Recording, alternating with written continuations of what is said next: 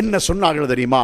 அம்மர் ருகூஉ ஃபஅல்லிமூ ஃபீஹி ரப்பக்கும் வ அம்மஸ் சுஜூது ஃபஜ்தஹிது ஃபீஹி துஆ.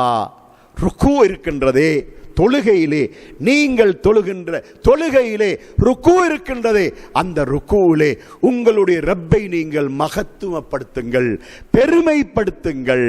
ஆனால் சுஜூத் இருக்கின்றதல்லவா, வல்லாகிபத்து லில் முத்தகீன் வலா உத்வான இல்லா அலல் ஸாலிமீன் வஸ்ஸலாத்து வஸ்ஸலாம் அலா அஷ்ரஃபில் அன்பியா வல் முர்சலீன் முஹம்மதின் ஸல்லல்லாஹு அலைஹி வஸல்லம் வ அலா ஆலிஹி வ ஸஹ்பிஹி அஜ்மஈன். அம்மா பஅத். யா அய்யுஹல்லதீன ஆமனுத்தகுல்லாஹ ஹக்க துகாத்திஹி வலா தமூதுன்ன இல்லா வ அன்தும் முஸ்லிமூன். கண்ணியத்துக்குரிய எல்லாம் வல்ல அல்லாஹ்வின் நல்லடியார்களே, அன்புள்ள தோழர்களே, ரமலான் மாதத்தில் புனிதமான இந்த நோன்பை நோற்றவர்களாக அசருடைய நேரம் முதல் நாம்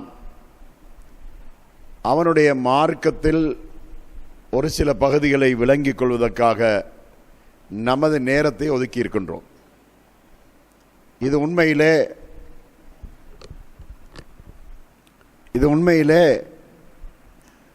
நோன்புக்கு கிடைக்கின்ற நன்மை அல்லாமல் பிரத்யேகமாக கிடைக்கக்கூடிய ஒரு நன்மை தான் இந்த நன்மை. ஏனென்றால் நபி ஸல்லல்லாஹு அலைஹி வஸல்லம் சொல்கிறார்கள், வமஜ்தமா ஃபீ பைத்தின் மின் புயூத்தில்லாஹ் யத்லூன கிதாபல்லாஹ் வயத்ததாரசூனஹு பைனஹும் இல்லா நஸலத் அலைஹிமுஸ் ஸகீனா வஹஃபத்துஹுமுல் மலாயிகா வதக்கரஹுமுல்லாஹு ஃபீமன் இந்தா என்ற இந்த ஹதீஸிலே நபி ஸல்லல்லாஹு அலைஹி வஸல்லம் அவர்கள் சொல்கிறார்கள், அல்லாஹ்வுடைய வீடுகளில் ஒரு வீட்டிலே ஒரு கூட்டம் சேர்ந்து அவர்கள் அல்லாஹ்வுடைய வேதத்தை ஓதுகின்றவர்களாக, அதனை படித்து விளங்கக்கூடியவர்களாக இருப்பார்களாயிருந்தால் அந்த சபைக்கு அல்லாஹ்விடமிருந்து அமைதி இறங்கும். அந்த சபையை மலாய்க்காமார்கள் சூழ்ந்து கொள்வார்கள். அந்த சபைக்கு அல்லாஹ்வுடைய அருள் இறங்கும். அல்லாஹு தஆலா தன்னோடு இருக்கின்ற மலக்குகளை பார்த்து இந்த சபையை பற்றி பெருமையாக பேசுவான் என்பதாக நபி ஸல்லல்லாஹு அலைஹி வஸல்லம் சொல்லி காட்டுகின்றார்கள். இப்பொழுது இன்றைய நாளையிலே அல்லாஹ் பேசும்போது விசேஷமாக அல்லாஹ் இன்னும் ஒன்றையும் சொல்லுவான்.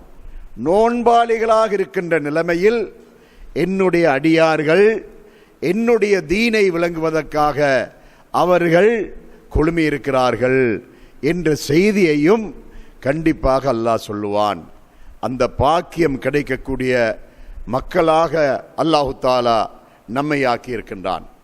சகோதரர்களே, எனக்கு வழங்கப்பட்ட தலைப்பு பிரார்த்தனைகள். அல்லாஹ்விடத்தில் துஆவின் மூலமாக நாம் நெருங்குகின்ற அந்த பிரார்த்தனைகள் என்ற தலைப்பு தான் எனக்கு தரப்பட்டிருக்கின்றது. அல்லாஹ் தஆலாவுக்கும் நமக்கும் இடையிலே நெருக்கமான உறவு ஏற்படுவதற்காக அல்லாஹ் பல வழிகளை நமக்கு காட்டி தந்திருக்கின்றான். அந்த வழிகள் நாம் தொழுகையை கொண்டு, நோன்பை கொண்டு, ஜக்காத்தை கொண்டு, ஹஜ்ஜை கொண்டு, இப்படியான பல வழிகளை அல்லாஹ் தஆலா நமக்கு காட்டி தந்திருக்கின்றான். அப்படி காட்டி தந்த எல்லா வழிகளிலும் அல்லாஹ்வுக்கு மிக விருப்பமானது அவனிடத்திலே நாம் பிரார்த்தனைகளை கொண்டு, துஆவை கொண்டு நெருங்குவது. அபூதாவுதிலே ஒரு ஹதீஸ் இடம்பெறுகின்றது. நபி ஸல்லல்லாஹு அலைஹி வஸல்லம் அவர்கள் சொல்கிறார்கள், யார் அல்லாஹ்விடத்தில் கேட்காமல் இருக்கிறானோ அவன் மீது அல்லாஹ் கோபப்படுகிறான். இன்னல்லாஹ யக்லிபு அலா மல் லா யஸ்அலுஹு. அல்லாஹ்விடத்தில் யார் கேட்காம இருக்கிறானோ அவனோடு அல்லாஹ் கோபப்படுகிறான். அல்லாஹ்வுக்கும் அடியானுக்கும் இடையே உள்ள வித்தியாசத்தை பாருங்கள். ஒரு அடியானை பொறுத்தவரையிலே ஒரு மனிதனிடத்திலே ஒரு முறை கேட்டால் தருகிறான், மறுபடியும் போய் கேட்டால் தருகிறான், அடிக்கடி போய் கேட்டால் உனக்கு கேட்பதற்கு வேறு ஆளே கிடைக்கவில்லையா? என்னிடத்தில் மட்டும்தானா நீ வருகிறாய் என்று அவனுடைய முகத்துக்கே சொல்லக்கூடியவர்களை நாம் பார்க்கிறோமா இல்லையா? ஆனால் அல்லாஹ் அப்படி அல்ல. நீ காலையிலிருந்து மாலை வரைக்கும் கேட்டுக்கொண்டே இருந்தாலும் அல்லாஹ் சலிப்படைய மாட்டான். இரவு விடிய விடிய கேட்டுக்கொண்டிருந்தாலும் அல்லாஹ் சலிப்படைய மாட்டான். அந்த அளவுக்கு அல்லாஹ் நாம் கேட்பதை விரும்புகின்றான். எந்த அளவுக்கு என்றால், சஹீஹுல் புகாரியில் இடம்பெற்றிருக்கின்ற ஒரு செய்தி, நபி ஸல்லல்லாஹு அலைஹி வஸல்லம் அவர்கள் சொல்கின்றார்கள், என்சிலு ரப்புனா தபாரக வ தஆலா குல்ல லைலத்தின் இலஸ் ஸமாஇத் துன்யா. எங்களது ரப்பு ஒவ்வொரு நாளும் முதலாவது வானத்துக்கு இறங்குகிறான். அவன் இறங்கி 3 வகையான அழைப்புகளை விடுக்கிறான். அதாவது நமக்கு தருவதற்காக அல்லாஹ் நம்மிடத்தில் நெருங்கி வருகிறான். அல்லாஹ்வை பற்றிய நம்பிக்கை நமக்கு எப்படி இருக்கின்றது? கடந்த இந்த இஸ்லாத்தை நாம் விளங்குவதற்கு முன்னதாக, குர்ஆன் சுன்னாவை விளங்குவதற்கு முன்னதாக, ஷிர்க்குகளையும் பிதுஅத்துகளையும் மார்க்கம் என்று நம்பிக்கொண்டிருந்த அந்த காலகட்டத்திலே அல்லாஹ் எங்கும் இருக்கிறான், எல்லா இடங்களும் இருக்கிறான், எங்கும் நிறைந்தவனாக இருக்கிறான் என்றுதான் நமது மக்கள் நம்பியிருந்தார்கள். ஆனால் இந்த நாட்டிலே கடந்த 1950ஆம் ஆண்டு காலங்களில் இருந்து இந்த குர்ஆன் சுன்னாவுடைய பிரச்சாரம் இந்த நாட்டுக்கு வந்ததிலிருந்து அல்லாஹ் அரிசில் இருக்கிறான் என்ற அந்த தெளிவு நமக்கு வந்துவிட்டது. அப்படியான அல்லாஹ், அரிசிலே இருக்கின்ற அல்லாஹ் ஒவ்வொரு நாளும் முதலாவது வானத்துக்கு வருகிறான். வந்து 3 அழைப்புகளை விடுக்கிறான்.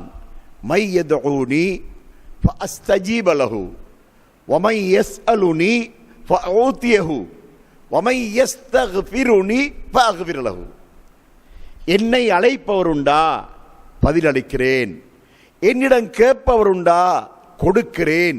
என்னிடம் பாவ மன்னிப்பு தேடுபவருண்டா, மன்னிக்கிறேன் என்று அல்லாஹ் 3 அழைப்புகளை விடுக்கிறான். சகோதரர்களே, இங்கு பாருங்கள், அல்லாஹ்வாக நம்மை தூண்டுகிறான். நீ கேளு, நான் தருகிறேன். நீ என்னை அழை, உன்னிடத்தில் நான் வருகிறேன். நீ என்னிடத்தில் பாவ மன்னிப்பு கேளு, நான் உன்னை மன்னிக்கிறேன் என்று அல்லாஹு தஆலா அவனாக நம்மிடத்தில் நெருங்கி வந்து நமக்கு ஆர்வம் ஊட்டக்கூடிய இந்த செய்தியை பார்க்கின்றோம். அல் குர்ஆன் 40வது அத்தியாயத்தின் 60வது வசனத்திலே அல்லாஹ் சொல்கிறான், வகால ரப்புக்கும் உதுஊனி அஸ்தஜிப் லக்கும். உங்களது ரப்பு சொல்லுகிறான், என்னை அழையுங்கள், உங்களுக்கு நான் பதிலளிக்கிறேன். அல்லாஹ் தன்னை அழைக்க சொல்கிறான், தன்னிடம் கேட்க சொல்கிறான். நபி ஸல்லல்லாஹு அலைஹி வஸல்லம் அவர்களிடத்திலே சஹாபாக்கள் சிலர் வந்து கேட்கிறார்கள், யா ரசூலல்லாஹ், எங்களது ரப்பு மிக சமீபத்தில் இருக்கிறானா? மெதுவான குரலில் அவனை அழைக்கிறோம். அல்லது வெகு தூரத்தில் இருக்கிறானா? சத்தமிட்டு அவனை அழைக்கிறோம் என்று நபி ஸல்லல்லாஹு அலைஹி வஸல்லம் அவர்களிடத்திலே சில சஹாபாக்கள் வந்து இப்படி சொன்னார்கள். அப்போது அல்லாஹு தாலா நபிகளாருக்கு அல்லாஹு தாலா பதிலை இறக்குகிறான். ஜிப்ரீல் அலைஹிஸ்ஸலாம் அவர்கள் இறங்குகிறார்கள். வைதா சஅலக இபாதி அன்னி ஃபஇன்னி கரீப் உஜீபு தஅவத்தத் தாஇ இதா தஆனி ஃபல்யஸ்தஜீபு லீ வல்யுமினு பி லஅல்லஹும் யர்ஷுதூன். 2வது அத்தியாயம் சூரத்துல் பக்ரா 186வது வசனம். அல்லாஹு தஆலா இந்த வசனத்திலே சொல்கிறான், எனது அடியார்கள் என்னை பற்றி உம்மிடத்தில் கேட்டால். யாரை பார்த்து அல்லாஹ் சொல்கிறான்? சஹாபாக்கள் நபி அவரிடத்திலே கேட்ட கேள்விக்கு அல்லாஹ் பதில் சொல்கிறான், எனது அடியார்கள் என்னை பற்றி உம்மிடத்தில் கேட்டால் நீர் அவர்களுக்கு சொல்லும், ஃபஇன்னி கரீப், நான் மிக சமீபமாக இருக்கிறேன், மிக நெருக்கமாக இருக்கிறேன். உஜீபு தஅவத்தத் தாஇ இதா தஆனி, யாரேனும் என்னை அழைத்தால் அந்த அழைப்பாளனுடைய அந்த அழைப்புக்கு நான் பதிலளிப்பதாக சொல்லும். ஃபல்யஸ்தஜீபு லீ, அவர்கள் என்னையே அழைக்கட்டும். வல்யுமினு பி, என் மீதே விசுவாசமும் கொள்ளட்டும். லஅல்லஹும் யர்ஷுதூன், அவர்கள் நேர்வழி பெற வேண்டுமாயிருந்தால் என்னையே அழைக்கட்டும், என் மீதே விசுவாசம் கொள்ளட்டும் என்பதாக அல்லாஹு தாலா சொன்ன இந்த வசனத்தை நாம் திருமறை குர்ஆனின் வாயிலாக பார்க்கிறோம். அதனால் அல்லாஹு தாலா என்ன எதிர்பார்க்கிறான் தெரியுமா? நாம் எப்போதும் அவன் பக்கமாக நெருங்கி அவனோடு உரையாடி கொண்டே இருக்க வேண்டும். இதைத்தான் அல்லாஹு தாலா எதிர்பார்க்கிறான். அல்லாஹு தாலா அவனிடத்திலே நாம் செய்யக்கூடிய அமல்கள் ஒவ்வொன்றையும் நமக்கு காட்டியிருக்கின்றானே, அந்த அமல்கள் ஒவ்வொன்றையும் நாம் எடுத்து பார்த்தால், அதாவது ஒருவர் தர்மம் கொடுக்கிறார் என்று வைத்துக் கொள்ளுங்கள். தர்மம் கொடுக்கின்ற நேரத்தில் அவர் 1000 கொடுத்தாலும், லட்சம் கொடுத்தாலும், கோடி கொடுத்தாலும், கொடுக்கின்ற நேரத்தில் கொடுத்து முடிவதோடு அவருடைய அந்த அமல் முடிந்து விடுகின்றது. அதே போல ஒருவன் இன்னொருவருக்கு ஒரு உதவி செய்தால் அந்த உதவி அவன் பெற்றுக்கொண்டதோடு அது முடிந்து விடுகின்றது. ஆனால் பிரார்த்தனை அப்படி அல்ல. இந்த பிரார்த்தனை என்பது காலையில் தொடங்கினால் இரவு நித்திரைக்கு செல்கின்ற வரைக்கும் ஒவ்வொரு சந்தர்ப்பத்திலும் அல்லாஹ்வுடைய தூதர் ஸல்லல்லாஹு அலைஹி வஸல்லம் அவர்கள் கற்றுக் கொடுத்த அந்த பிரார்த்தனையின் மூலமாக அல்லாஹ்வை நெருங்கிக் கொண்டே இருக்கின்றான். இதைத்தான் அல்லாஹ் எதிர்பார்க்கிறான். அல்லாஹு தாலா எதிர்பார்ப்பது என்ன? இன்ன ஷைத்தான லக்கும் அதுவுன் ஃபத்தஹிதுஹு அதுவா. ஷைத்தான் உங்களுக்கு பகைவன், அவனை நீங்கள் பகைவனாகவே ஆக்கிக் கொள்ளுங்கள் என்பதாக அல்லாஹ் திருமறை குர்ஆனிலே சொல்கிறானே. ஷைத்தானுக்கு நாம் நெருக்கமாக இருக்கக்கூடாது. ஷைத்தானுக்கு நெருக்கமாக இருக்கக்கூடாது என்றால், ஷைத்தான் நம்மிடத்தில் நெருங்காமல் இருக்க வேண்டுமாயிருந்தால், ஷைத்தான் அச்சப்படக்கூடிய ஒருவன் நமக்கு நெருக்கமாக இருக்க வேண்டும். ஷைத்தான் யாருக்கு அச்சப்படுகிறான்? அல்லாஹ்வுக்கு அச்சப்படுகிறான், அல்லாஹ்வுக்கு பயப்படுகிறான். அல்லாஹ்வுக்கு ஷைத்தான் பயப்படுகிறான் என்று சொன்னால், அல்லாஹ் நம்மிடத்தில் நெருக்கமாக இருந்தால் ஷைத்தான் ஒருபோதும் நம்மிடத்தில் வரமாட்டான். ஷைத்தான் அல்லாஹ்விடத்தில் என்ன சொல்கிறான்? இந்த உன்னுடைய அடியார்களை நான் வழிகெடுப்பேன். வல உதில்லன்னஹும் வல உவன்னி அன்னஹும் வல ஆமுர் அன்னஹும் ஃபல யுபத்திக்குன்ன ஆதானல் அன்ஆம். உன்னுடைய அடியார்களை நான் வழிகெடுப்பேன், அவர்களுக்கு தவறான எண்ணங்களை ஊட்டுவேன், அவர்கள் உனக்கு இணை கற்பிக்கக்கூடிய காரியங்களில் ஈடுபடுவார்கள் என்ற இந்த செய்தியை ஷைத்தான் அல்லாஹ்வோடு உரையாடுகிறான். அல்லாஹ்வுக்கு சொல்லுகிறான், உன்னுடைய அடியார்களை நாம் வழிகெடுப்பேன் என்று. ஆனால் அந்த ஷைத்தான் அல்லாஹ்வுக்கு ஒரு வார்த்தை சொல்கிறான், இல்லா இபாதக்கல் முஹ்லசீன். தூய்மையான பரிசுத்தமான உள்ளத்தோடு இருக்கின்ற உன்னுடைய அடியார்களை மட்டும் என்னால் ஒன்று செய்ய முடியாது.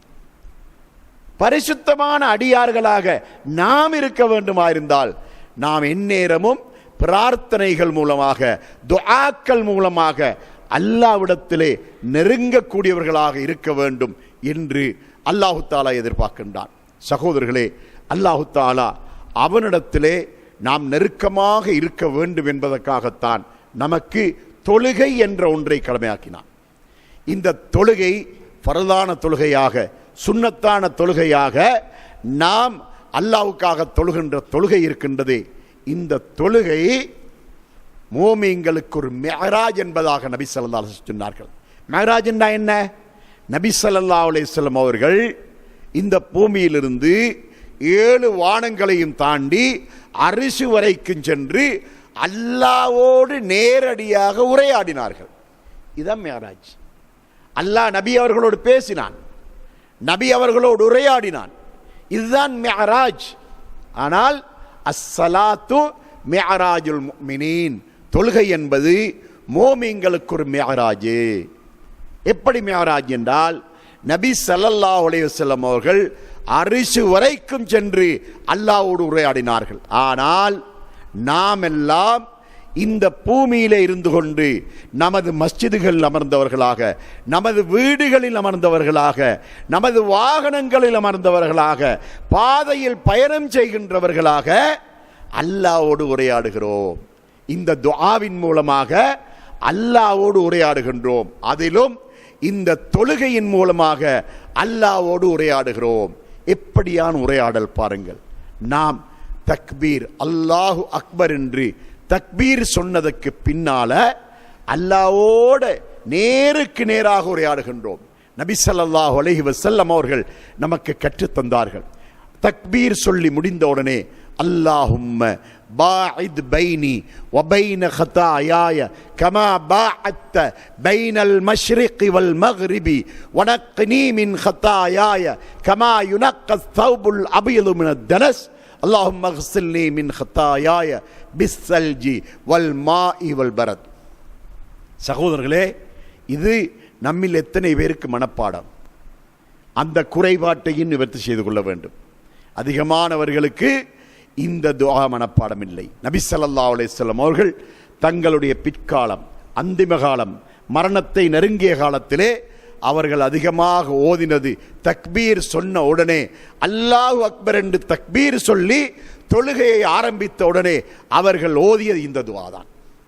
இந்த துஆ நமக்கு அல்லாஹ்வோடு நடத்துகின்ற உரையாடல். என்ன? அல்லாஹ்வே, கிழக்குக்கும் மேற்குக்கும் இடையில் எவ்வாறு நீ தூரத்தை ஏற்படுத்தி இருக்கின்றாயோ அதுபோல எனக்கும் தப்பு தவறுகளுக்கும் இடையிலே, பாவங்களுக்கும் இடையிலே நீ தூரத்தை ஏற்படுத்துவாயாக. அல்லாஹ்வோடு நேரடியாக உரையாடுகின்றோம். அது மட்டுமல்ல, அடுத்து என்ன சொல்கிறோம்? வெள்ளை ஆடை அழுக்கடைந்து விட்டால் அதை கழுவி பரிசுத்தமாக்கும் போது எப்படி அது தூய வெள்ளையாகுமோ அதுபோல என்னுடைய உள்ளத்தில் இருக்கின்ற எல்லா பாவங்களையும் கழுவி பரிசுத்தப்படுத்துவாயாக என்று அல்லாஹ்விடத்தில் கேட்கிறோமே. இது அல்லாஹ்வுக்கு நமக்கும் இடையிலே ஒரு நேரடியான உரையாடலா இல்லையா?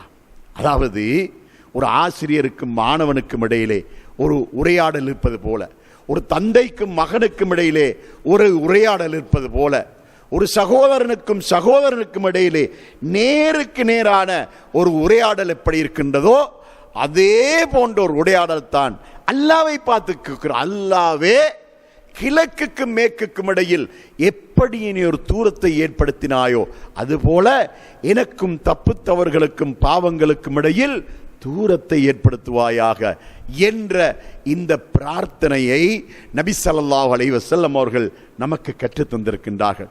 சகோதரர்களே, துஆக்கள் இருக்கின்றனவே, இந்த துஆக்கள் இரண்டு வகைப்படும். அதில் ஒரு வகை என்ன தெரியுமா?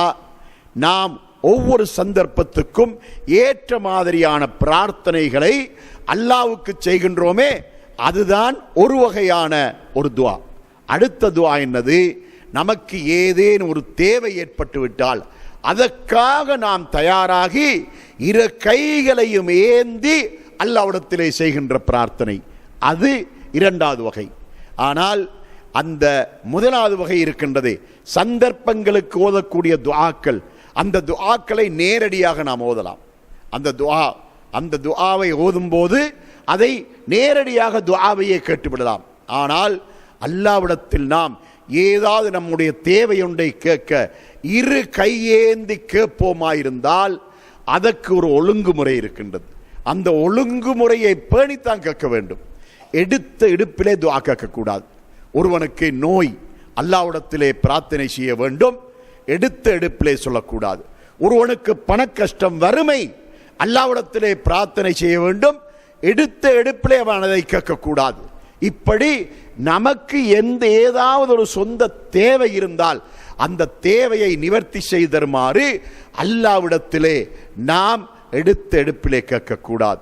நபி ஸல்லல்லாஹு அலைஹி வஸல்லம் அவர்களுக்கு அருகிலே ஒரு நபித்தோழர் அவருடைய தேவைகளை அல்லாஹ்விடத்திலே கேட்கிறார். நபி ஸல்லல்லாஹு அலைஹி வஸல்லம் அவர்கள் அவருடைய அந்த பிரார்த்தனையை கேட்டுக்கொண்டிருந்து விட்டு அவர் துஆவை முடித்ததுக்கு பின்னால் நபி ஸல்லல்லாஹு அலைஹி வஸல்லம் சொன்னார்கள், அல்லாஹ் உம்முடைய துஆவை ஒப்புக்கொள்ள மாட்டான். அப்பொழுது அந்த சஹாபி பதட்டம் அடைந்தவராக, யா ரசூலல்லாஹ், நான் துஆ கேட்பதிலே என்ன பிழை செய்தேன் என்று கேட்டார். நபி ஸல்லல்லாஹு அலைஹி வஸல்லம் சொன்னார்கள், நீ எடுத்த எடுப்பிலே அல்லாஹ்விடத்திலே உம்முடைய தேவையை கேட்டு விட்டாய். அப்படி கேட்கக்கூடாது. நீ அப்படி கேட்பதென்றால் இந்த துஆவை தொடங்கும் போது முதலில் நீ அல்லாஹ்வை புகழ வேண்டும், இரண்டாவதாக என் மீது ஸலவாத்து சொல்ல வேண்டும். நீ அவ்வாறு செய்யாமல் நீ எடுத்த எடுப்பிலே நீ உன்னுடைய தேவையை கேட்டுவிட்டாய் என்று நபி ஸல்லல்லாஹு அலைஹி வஸல்லம் சொன்னார்கள். நபி அவர்கள் நமக்கு துஆ கேட்கின்ற நடைமுறையை எப்படி கற்றுத் தந்திருக்கிறார்கள் தெரியுமா? அல்ஹம்துலில்லாஹி ரப்பில் ஆலமீன், அல்லாஹ்வை புகழ வேண்டும். இதைவிட அதிகமான வாசகங்களை கொண்டு புகழ்வதென்றாலும் அல்லாஹ்வுக்கு விருப்பம்தான். குறைந்தது அல்ஹம்துலில்லாஹி ரப்பில் ஆலமீன். இரண்டாவது அல்லாஹும்ம ஸல்லி அலா முஹம்மதின் வ அலா ஆலி முஹம்மத். இந்த இரண்டையும் அரபு மொழியிலே சொல்ல வேண்டும். அதற்கு பின்னால் அல்லாஹ்வுக்கு மொழி அவசியமில்லை. நம்முடைய தாய் மொழியிலே கேட்கக்கூடிய எல்லாவற்றையும் கேட்டு முடித்துவிட்டு கடைசியாக வஸல்லல்லாஹு அலா முஹம்மதின் வ ஆலிஹி வஸஹ்பிஹி அஜ்மஈன் வல்ஹம்துலில்லாஹி ரப்பில் ஆலமீன். தொடங்குவது புகழை கொண்டும் ஸலவாத்தை கொண்டும், முடிப்பது ஸலவாத்தை கொண்டும் புகழை கொண்டும் என்பதாக துஆ அமைய வேண்டும். இதையும் உங்களுக்கு நான் ஒரு வகையாக கடந்த கால நிகழ்ச்சியோடு தொடர்பாக இதை உங்களுக்கு நான் சொல்லி காட்ட வேண்டும். அது எப்படி தெரியுமா? கடந்த காலங்களிலே மக்களுக்கு துஆ என்றால் என்ன தெரியுமா? அவர்களுக்கு தெரிந்த துஆ தொழுகையில் இமாம் சலாம் கொடுத்ததுக்கு பின்னால அந்த திக்ர்களையும் ஔராதுகளை அவர் சொல்லி கொடுத்து சொல்ல வச்சு எல்லாம் சொல்லி முடிச்சிட்டு ஒரு கூட்டு துஆவை சத்தமாக ஓதுவார். மக்கள் ஆமீன் ஆமீன் ஆமீன் என்று சொல்வார்கள். இதுதான் மக்களுக்கு துஆ என்று தெரியும். இது ஒரு துஆ. இன்னும் ஒரு துஆ என்ன தெரியும்? யாராவது வீட்டில் கத்தம் ஓதினா, அந்த மௌத்தானவர்களுடைய கத்தம் ஓதினா அந்த ஓதி முடிச்சிட்டு ஒரு துஆ ஒன்று ஓதப்படும். அது ஒரு துஆ என்பது மக்களுக்கு தெரியும். இன்னும் ஒரு துஆவை கேட்டார்கள். அது என்ன? மௌலிதுகள் ஓதினால் அந்த மௌலிது ஓதி முடிந்துவிட்டு சின்ன துஆ என்று ஓடுவார்கள்.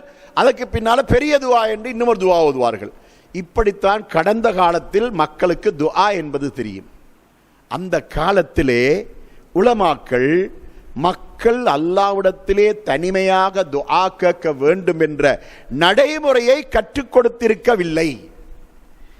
அதாவது நீண்ட காலமாக சுமார் நான் நினைக்கிறேன் அவருடைய வயது ஒரு 65 வயதை தாண்டி இருக்கும். அவர் ஒரு நீண்ட நேரத்தில் துஆ கேட்டுக்கொண்டிருக்கிறார் ஒரு பள்ளிவாசல்ல. அவர் துஆ கேட்டு முடிந்ததுக்கு பின்னால அவரை நான் பக்கத்தில் வருமாறு அழைத்து நான் அவரிடத்தில் கேட்டேன், இப்பொழுது நீங்கள் அல்லாஹ்விடத்தில் என்ன கேட்டீர்கள்? அப்போ அவருடைய சில முறைப்பாடுகளை சொன்னார். இதெல்லாம் கேட்டேன். சரி, இதெல்லாம் கேட்டீர்களே, இந்த துஆவை நீங்கள் எப்படி தொடங்கினீர்கள்? நபி ஸல்லல்லாஹு அலைஹி வஸல்லம் அவர்கள் அந்த சஹாபியை எப்படி எச்சரித்தார்களோ அதே போலதான் அவர் துஆவை தொடங்கி இருக்கிறார். எப்படி? நான் கையேந்தினேன், அல்லாஹ்விடத்தில் என்னுடைய தேவைகளை கேட்டேன். சரி, கேட்டு முடிச்சிட்டீங்களா? முடிச்சாச்சு.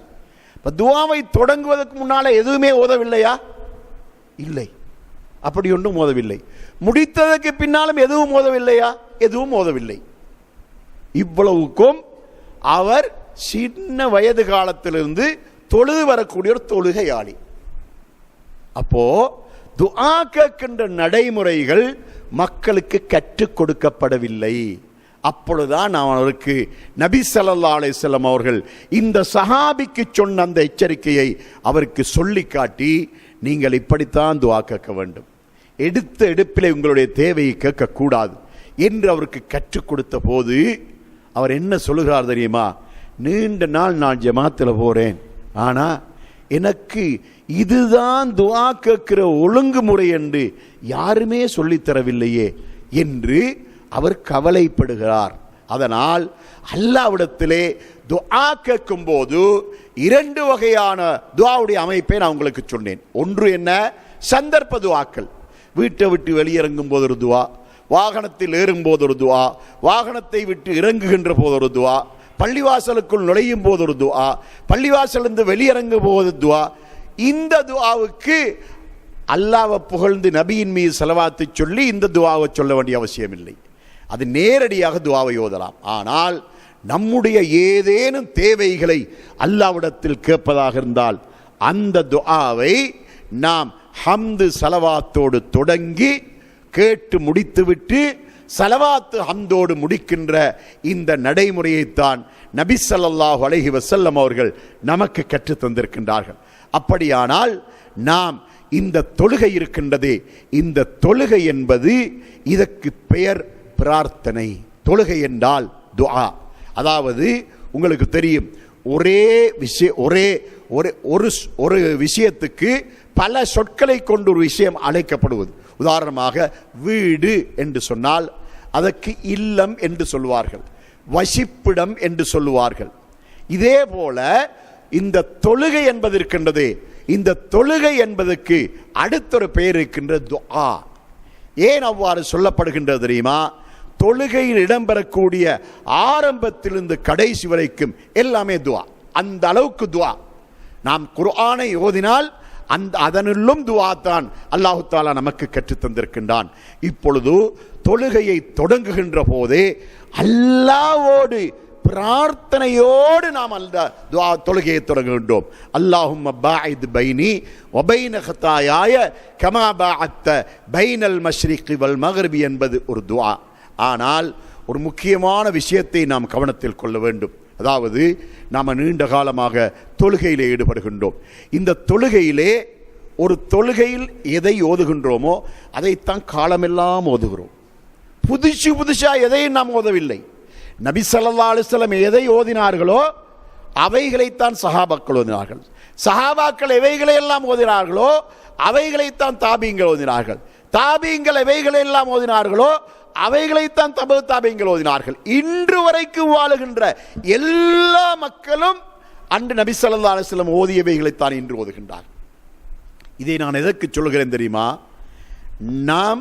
நமது தாய்மொழி அரபு அல்ல, அது நமக்கு ஒரு துரதிஷ்டம். நமது தாய்மொழி தமிழ். தாய்மொழி தமிழாக இருப்பதனால தொழுகையின் மொழி அரபு. தொழுகையின் மொழி அரபாக இருக்குமா இருந்தால் அந்த தொழுகையிலே என்னென்னவைகளையெல்லாம் நாம் ஓதுகின்றோமோ அவைகளுடைய மொழிபெயர்ப்புகளை கட்டங்கட்டமாக மனப்பாடமிட்டுக் கொள்கின்ற கடமை நமக்கு இருக்கின்றது. காரணம் என்ன தெரியுமா?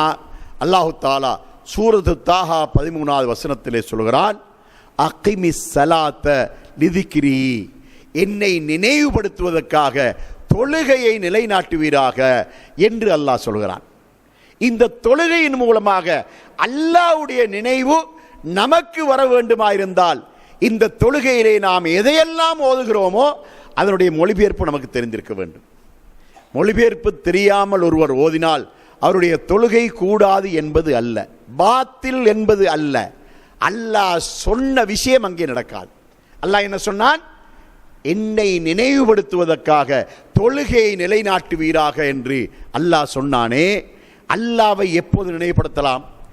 நான் இப்பொழுது ஓதிய இல்ல அந்த அல்லாஹும்ம பாஇத் பைனி என்ற இந்த துஆவை ஒருவர் பாடமிட்டு 40 வருஷம் ஓதுகிறார், மொழிபெயர்ப்பு தெரியாது. அவருக்கு இந்த துஆவுடைய பெருமதி எப்படி தெரிய வரும்? அல்லாஹ்வே கிழக்குக்கும் மேற்குக்கும் இடையிலே எப்படி தூரத்தை ஏற்படுத்தினாயோ அதே போல எனக்கும் தப்பு தவறுகளுக்கும் இடையிலே தூரத்தை ஏற்படுத்துவாயாக என்ற அந்த மொழிபெயர்ப்பு அவருக்கு தெரிந்தால் அதை ஓதுகின்ற நேரத்திலே அவருடைய உள்ளத்திலே ஒரு அச்சம் வரும். நான் பாவம் செய்யக்கூடாது, பாவத்தை விட்டு விலகிவிட வேண்டும், நான் பாவம் செய்யவும் கூடாது, பாவம் செய்கின்ற இடங்களில் பங்கெடுக்கவும் கூடாது என்ற அளவுக்கு ஒரு அச்சம் வருமா இல்லையா? எதனால? இந்த துஆவினால. தொழுகை என்பது இன்ன ஸலாத்த தன்ஹானில் ஃபஹ்ஷாஇ வல் முன்கர். தொழுகை என்பது ஒரு மனிதனை மானக்கேடான காரியங்களை விட்டும் பாவமான காரியங்களை விட்டும் தடுக்கக்கூடியது என்று திருமறை குர்ஆன் நமக்கு சொல்லுகின்றது. அப்படி அந்த தொழுகை நம்மை பாவத்தை விட்டும் தடுக்குமாயிருந்தார் இந்த துஆவுடைய அர்த்தத்தை விளங்கி ஒருவன் ஓதினால் பாவத்துக்கு பயப்படுவான், பாவம் செய்யவும் மாட்டான், பாவம் செய்கின்றவர்களுடைய சேரவும் மாட்டான், பாவம் செய்கின்ற இடத்தில் அமரவும் மாட்டான். ஏன்? அந்த துஆ அவனை மாற்றி விட்டு விடுகின்றது. அதனால் இந்த தொழுகை என்பது முழுமையான ஒரு பிரார்த்தனை. அதுக்கு அடுத்தது பாருங்கள், அல்லாஹு தஆலா இந்த தொழுகையிலே சூரத்துல் ஃபாத்திஹாவை ஒவ்வொரு ரக்அத்திலும் கண்டிப்பாக ஓத வேண்டும் என்று கடமையாக்கிவிட்டான். அப்படி கடமையாக்கினதற்கான தத்ரூபமான காரணத்தை பார்க்கின்றோம். அது என்ன? இந்த தொழுகையிலே அல்லாஹ்வுக்கு நமக்கும் இடையிலே ஒரு நேரடியான உரையாடல். நபி ஸல்லல்லாஹு அலைஹி வஸல்லம் சொன்னார்கள், அஸ்ஸலாத்து மிஅராஜுல் முஃமினீன். தொழுகை என்பது மூமின்களுக்கு மிஅராஜ், எப்படி? இய்யாக நஅபுது, உன்னையே வணங்குகிறோம், வ இய்யாக நஸ்தஈன், உன்னிடமே உதவியும் தேடுகிறோம், இஹ்தினஸ் ஸிராத்தல் முஸ்தகீம், எங்களை நேரான வழியில் நடத்துவாயாக. அல்லாஹ்வோட நாம் நடத்துகிற உரையாடல். நபி ஸல்லல்லாஹு அலைஹி வஸல்லம் அவர்கள் மேராஜுக்கு சென்று எப்படி அல்லாஹ்வோடு உரையாடினார்களோ அதே போன்ற ஒரு உரையாடலை அல்லாஹ் தஆலா தொழுகையின் மூலமாக நமக்கு கற்றுத் தந்திருக்கின்றான். ஒவ்வொரு தொழுகையிலும் இந்த இய்யாக நஅபுது வ இய்யாக நஸ்தஈன் இஹ்தினஸ் ஸிராத்தல் முஸ்தகீமை ஓதுகின்ற நேரத்திலே நமக்கும் அல்லாஹ்வுக்கும் இடையில எந்த இடைத்தரகரும் இல்லாமல் நேருக்கு நேராக அல்லாஹ்வோடு உரையாடுகின்ற அந்த ஒரு அமைப்பை அல்லாஹ் நமக்கு ஏற்படுத்தி தந்திருக்கின்றானா இல்லையா? இப்போது அல்லாஹ் என்ன சொன்னான்? அக்கிமிஸ் ஸலாத்த லிதிக்ரி, என்னை நினைவுபடுத்துவதற்காக தொழுகையை நிலைநாட்டுவீராக என்று அல்லாஹ் சொன்னானே. அல்லாஹ் நினைவுபடுத்தப்படுகிறானா இல்லையா? இய்யாக நஅபுது வ இய்யாக நஸ்தஈன் இஹ்தினஸ் ஸிராத்தல் முஸ்தகீம் என்பதை மொழிபெயர்ப்பு தெரிந்து ஒருவர் ஓதுவாராயிருந்தால் அவருக்கு அல்லாஹ்வுடைய நினைவு வருமா இல்லையா? இந்த மொழிபெயர்ப்பை விளங்கி ஓதினா இஹ்தினஸ் ஸிராத்தல் முஸ்தகீம், எங்களை நேரான வழியில் நடத்துவாயாக என்று சொல்லும்போது அல்லாஹ்வுக்கும் அவனுக்கும் இடையிலே ஒரு நேரடியான ஒரு உரையாடல் ஏற்படுகின்றதா இல்லையா? அதனால் இந்த தொழுகையோடு தொடர்புடைய அத்தனையையும் நாம் மனப்பாடமிட்டுக் கொள்ள வேண்டும். முழுமையான குர்ஆனை மனப்பாடமிட வேண்டும் என்று நான் சொல்ல வரவில்லை. அது யாருக்கேன்னு சாத்தியப்பட்டால் அது இரண்டாவது விஷயம். பொதுவாக தொழுகையாளிகள் எல்லோருக்கும் நான் சொல்ல வருவேன் என்ன தெரியுமா? தொழுகையிலே ஆரம்ப தக்பீர் முதல் சலாம் கொடுத்து விட்டு அதற்கு பின்னால் ஓதக்கூடிய துஆக்கள் வரைக்கும் எல்லாவற்றையும் நாம் மனப்பாடமிடவும் வேண்டும், மொழிபெயர்ப்பை மனப்பாடமிடவும் வேண்டும். அப்போ இது ஒரே நாளில் சாத்தியப்படுவதில்லை. ஒரே நாளில் மனப்பாடமிட வேண்டும் என்று நான் சொல்ல வரவும் இல்லை. படிப்படியாக பாடமிடலாம். அப்படி பாடமிடத் தொடங்கினால் குறைந்தது ஒரு 2 மாசத்துல எல்லாவற்றையும் மனப்பாடமாக்கி முடித்து விடலாம். இன்னைக்கு நான் பார்க்கிறோம், ஒரு ஆளுக்கு ஒரு தொழில் கிடைக்குது. ஜப்பான்ல ஒரு தொழில், சட்டபூர்வமாக அரசாங்கத்தின் மூலமாக அனுமதியோடு ஒரு தொழில். அவருக்கு ஒரு 2 மாச காலவடி அல்ல ஒரு 3 மாசம் காலம் இருக்குது வீசா பட்டு போறதுக்கு. இந்த நேரத்தில் ஏஜென்சியில் ஒரு சட்டம் போடுறான். ஜப்பானில் நீங்கள் போய் தொழில் செய்யக்கூடிய அந்த இடத்துல அந்த அடிப்படையான சில விஷயங்களை ஜப்பான் மொழியில் நீங்கள் தெரிஞ்சு வச்சு கொண்டிருக்கணும். அதனால் நீங்கள் 2 மாதத்துக்கு ஜப்பான் மொழி படிக்கிற ஒரு கிளாஸுக்கு போகணும் என்று ஏஜென்சிக்காரன் சொல்கிறான். இவன் என்ன செய்வான்? எல்லா வேலை வெட்டியும் போட்டுட்டு அவன் போவானா இல்லையா? ஏன்? லட்சக்கணக்கில் சம்பளம் கிடைக்குது. 5 லட்சம் 10 லட்சம் 12 லட்சம் சம்பளம் கிடைக்குது. அந்த பெரிய சம்பளத்துக்காக தன்னுடைய வாழ்க்கைக்கே தொடர்பில்லாத ஒரு மொழி தானே. சிங்களத்தை படித்தா இந்த நாட்டில் சிங்கள மொழி இருக்குது, ஆங்கிலத்தை படித்தா உலகம் முழுவதும் ஆங்கில மொழி இருக்குது. ஆனால் இந்த ஜப்பான் மொழி அந்த நாட்டுக்கு மட்டும்தான், உலகத்தில் வேற எங்கேயும் இல்லை. ஆனால் ஏன் படிக்கிறான்? அதை கொண்டு அவனுக்கு பெரிய சம்பளம் கிடைக்குது. அதற்காக அந்த சம்பந்தப்பட்ட விஷயங்களை சொல்லப்பட்ட அந்த வழிகாட்டலின்படி அவன் படிக்கிறானா இல்லையா? இன்னைக்கு நடக்குதா இல்லையா? இந்த கம்ப்யூட்டர் எடுத்து பாருங்க. ஒருவனுக்கு தொழிலுக்கு கம்ப்யூட்டர் அந்த கலை முக்கியம் என்று சொன்னா அதை படிக்கிறானா இல்லையா? கம்ப்யூட்டருக்கும் சுவர்க்கத்துக்கும் தொடர்பு இருக்கிறதா? கம்ப்யூட்டருக்கும் மஹ்ஷர் மைதானத்துக்கும் தொடர்பு இருக்கிறதா? கம்ப்யூட்டருக்கும் கபருடைய வாழ்க்கைக்கு தொடர்பு இருக்கிறதா? இல்லை. துனியாவுக்காக கம்ப்யூட்டரை படிக்கிறோமா இல்லையா? ஆனா இந்த தொழுகையின் மொழியை படித்தால் அது நமக்கு இந்த உலகத்துக்கும் பயனுள்ளது, கபருக்கும் பயனுள்ளது, மஹ்ஷர் மைதானத்துக்கும் பயனுள்ளது, சுவர்க்கம் வரையில் நம்மை கொண்டு போய் சேர்க்கக்கூடியது. அதனால நாம் ஒவ்வொருவரும், ஆண்களும் தான் பெண்களும் தான் எல்லோரும் தான், இந்த தொழுகையிலே அடங்கி இருக்கக்கூடிய அம்சங்கள் அனைத்தையும் மனப்பாடமிடுவதோடு மொழிபெயர்ப்பையும் படித்துக் கொள்ள வேண்டும். வீட்டிலே தாயும் தந்தையும் பிள்ளைகளுக்கு சொல்லிக் கொடுக்கக்கூடிய முக்கிய பாடம் என்ன? இன்றைக்கு நாம் பார்க்குறோம், அவங்க டியூஷன் போகிறாங்க, ஆங்கிலம் படிக்கிறாங்க, சயின்ஸ் படிக்கிறாங்க, மேக்ஸ் படிக்கிறாங்க, பல வகையான பாடங்கள் படிக்கிறாங்க. இந்த பாடம் எதுவும் நமக்கு கபருக்கு பயனில்லை. இந்த துனியாவிலே நமக்கு கிடைக்கக்கூடிய உயர்ந்த பதவிகளுக்காக நிறைய படிக்கிறோம். படிக்கக்கூடாது என்று சொல்லவில்லை, தாராளமாக படிக்கலாம். நீங்கள் அதாவது ஓ லெவல் படிக்கலாம், ஏ லெவல் படிக்கலாம், பிஏ படிக்கலாம், எம்ஏ படிக்கலாம், பிஹெச்டி செய்யலாம், எல்லாமே செய்யலாம், தாராளமாக செய்யலாம். ஆனால் இவை அனைத்தையும் விட உயர்தரமானது என்ன? அல்லாஹ்வுடைய தீனோடு சம்பந்தப்பட்ட விஷயங்களை படிப்பது மிக உயர்தரமானது. ஏனென்றால் இது அல்லாத ஏன் மேலே சொல்லப்பட்ட எல்லா கல்வியும் துனியாவில் அந்தஸ்தை அடைவதற்கும், துனியாவில் அதிகமான உழைப்பை செய்வதற்கும், பணத்தை சம்பாதிப்பதற்கும் தான் அதெல்லாம். ஆனால் இந்த தொழுகையோடு தொடர்பான ஒவ்வொரு அம்சத்தையும் வீட்டில் என்ன செய்ய வேண்டும் தெரியுமா? ஒரு துஆவை தந்தை தன்னுடைய மனைவிக்கும் தன்னுடைய பிள்ளைகளுக்கும் இன்றைக்கு மொழிபெயர்ப்போடு சொல்லிக் கொடுக்க வேண்டும். அவர்களுக்கு ஒரு பீரியட் 3 நாளில் பாடமிடலாமா? 3 நாள் இல்லை, கஷ்டமா? சரி 5 நாள். 5 நாள் இந்த துஆவை பாடமிடணும். 5 நாள் அவசியமே கிடையாது, நான் உதாரணத்துக்கு தான் சொல்கிறேன். 5 நாளில் இந்த துஆவை பாடமிட வேண்டும் மொழிபெயர்ப்போடு. பாடமிட்டு முடிஞ்சாச்சா? தந்தை அந்த வீட்டுக்கு ஒரு ஆசிரியர், அவர் என்ன செய்யணும்?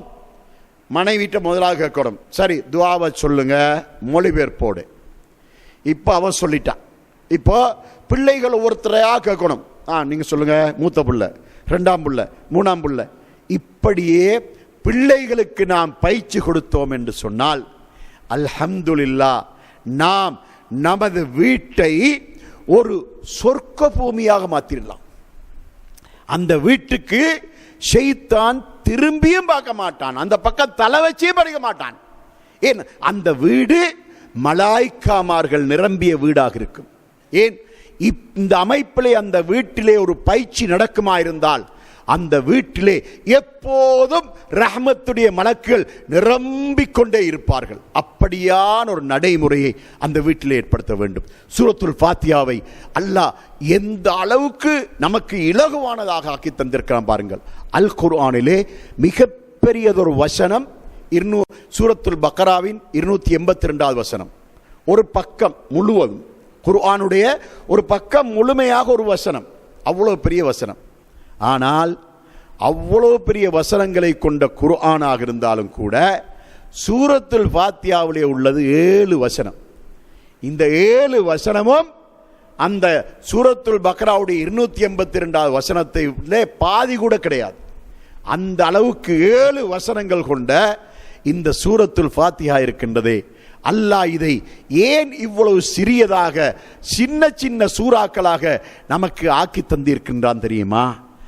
அரபு மொழி படித்தவர்கள் மட்டுமல்ல, உலகத்தில் வாழுகின்ற அரபு மொழி தெரியாதவர்களும் கூட இலகுவாக பாடமிட்டுக் கொள்வதற்காகத்தான் அல்லாஹு தஆலா இந்த சூறாவை இந்த ஒவ்வொரு தொழுகையிலும் கண்டிப்பாக ஓத வேண்டும் என்று அல்லாஹு தாலா சொல்லி காட்டுகின்றான்.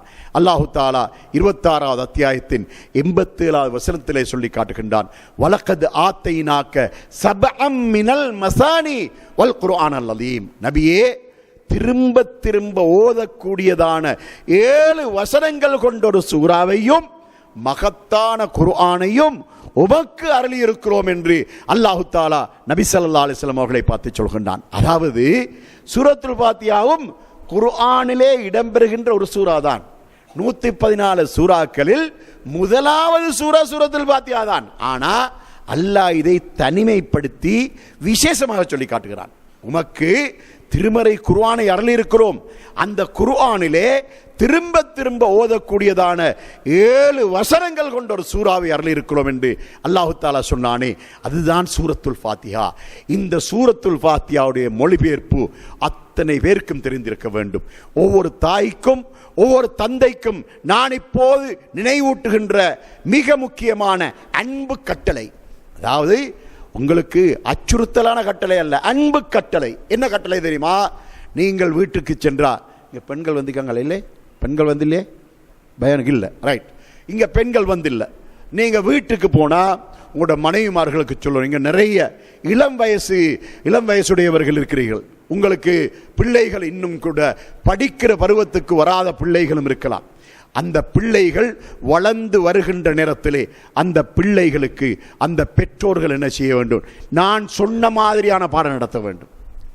அந்த பிள்ளைக்கு மகன் இங்க வா, அல்ஹம்துலில்லாஹி ரப்பில் ஆலமீன், அதுக்குரிய மொழிபெயர்ப்பை சொல்லணும். இன்றைக்கு ஒரு நாளை கொண்டு போதும், ஒரு நாளைக்கு ஒரு வசனம் போதும்.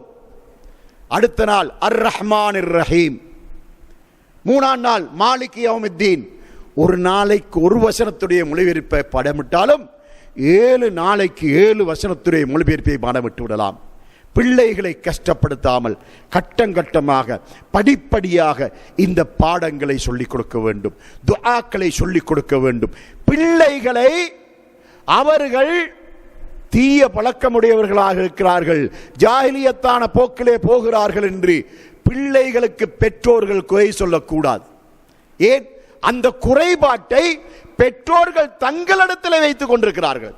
என்ன குறைபாடு? அந்த பிள்ளைகளை குர்ஆனை ஓதுகின்ற பிள்ளைகளாக, துஆக்களை ஓதுகின்ற பிள்ளைகளாக அந்த பிள்ளைகளுக்கு சிறு பருவத்திலிருந்து நாம் பயிற்சி கொடுத்து வந்தோம் வைங்கள், பாதையிலே போகும்போது ஒரு கெட்ட பிள்ளையோடு அந்த பிள்ளை பழகாது. கெட்ட வார்த்தைகள் பேசுகின்ற பிள்ளைகளோடு அந்த பிள்ளை சேராது. ஏன்? அந்த பிள்ளையுடைய நாவிலே நாம் பழக்கியது என்ன? அல் குர்ஆனை பழக்கினோம், துஆக்களை பழப்பினோம், அதை ஓத பழக்கினோம். காலையிலே தூக்கத்தை விட்டு எழுந்தவுடனே என்ன ஓத வேண்டும், வீட்டை விட்டு வெளியிறங்கும் போது என்ன ஓத வேண்டும், வாகனத்தில் ஏறும் போது என்ன ஓத வேண்டும், நித்திரைக்கு செல்லும் போது என்ன ஓத வேண்டும், பள்ளிவாசலுக்குள் நுழையும் போது என்ன ஓத வேண்டும், பள்ளிவாசலை விட்டு வெளியேறும் போது என்ன ஓத வேண்டும் என்று அந்த பிள்ளைக்கு படிப்படியாக கற்றுக் கொடுத்தா அந்த பிள்ளையுடைய உள்ளத்திலே பாவங்கள் இடம்பெறுவதற்கு ஒரு இடம் கூட இருக்காது, ஒரு இஞ்சி கூட இருக்காது. ஏன்? அந்த பிள்ளைக்கு அப்படித்தான் நாம் பயிற்சி கொடுக்கிறோம். அதனால் இந்த துஆக்கள் சாதாரணமான சக்தி அல்ல. இந்த துஆக்கள் நமது சமுதாயத்தை பாவங்களை விட்டும் தூரப்படுத்தக்கூடிய ஒன்றுதான் இந்த துஆ. அல்லாஹ்வை பார்த்து என்ன சொல்வோம்?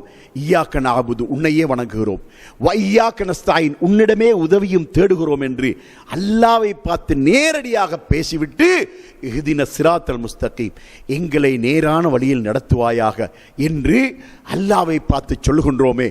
இப்படி சொல்லும்போது அல்லாஹ்வுக்கும் அடியானுக்கும் இடையில எவ்வளவு நெருக்கமான ஒரு உறவு இதன் மூலமாக ஏற்படுகின்றது பாருங்கள். அது மட்டுமல்ல, இந்த சூரத்துல் ஃபாத்திஹா முடிந்ததுக்கு பின்னால அதற்கு அடுத்ததாக நாம் ஓதுகின்ற ஒவ்வொரு சூறாக்களையும் எடுத்துக்கொள்வோம். அந்த சூறாக்கள் ஒவ்வொன்றும் பிரார்த்தனைகள் அடங்கிய சூறாக்களாக இருப்பதை நாம் பார்க்கின்றோம். குல் அஊது பிரப்பில் ஃபலக் மின் ஷர்ரி மா கலக் ومن شر غاسق إذا وقب ومن شر النفاثات في العقد ومن شر حاسد إذا حسد. இவை முழுமையாக துஆ. இந்த குல்லாவு பிரப்பில் ஃபலக் இருக்கின்றது முழுமையாக துஆ. குல் அஊது பிரப்பின் நாஸ் மலிக்கின் நாஸ் இலாஹின் நாஸ், இது முழுமையாக துஆ. குல், நபியே நீர் சொல்லும், அஊது, நான் பாதுகாவல் தேடுகிறேன், நான் பாதுகாவல் தேடுகிறேன். குல் அஊது பிரப்பின் நாஸ், மனிதர்களுடைய ரப்பாகிய அல்லாஹ்விடம் பாதுகாவல் தேடுகிறேன். மலிக்கின் நாஸ், மனிதர்களுடைய அரசரிடம் பாதுகாவல் தருகின்றேன். இலாஹின் நாஸ், மனிதர்களுடைய இரட்சகரிடம் பாதுகாவல் தருகின்றேன். இலாஹின் நாஸ் மின் ஷர்ரில் வஸ்வாஸ், சந்தேகங்களை ஏற்படுத்தக்கூடிய அந்த தீங்கிலிருந்தும் பாதுகாவல் தருகின்றேன்.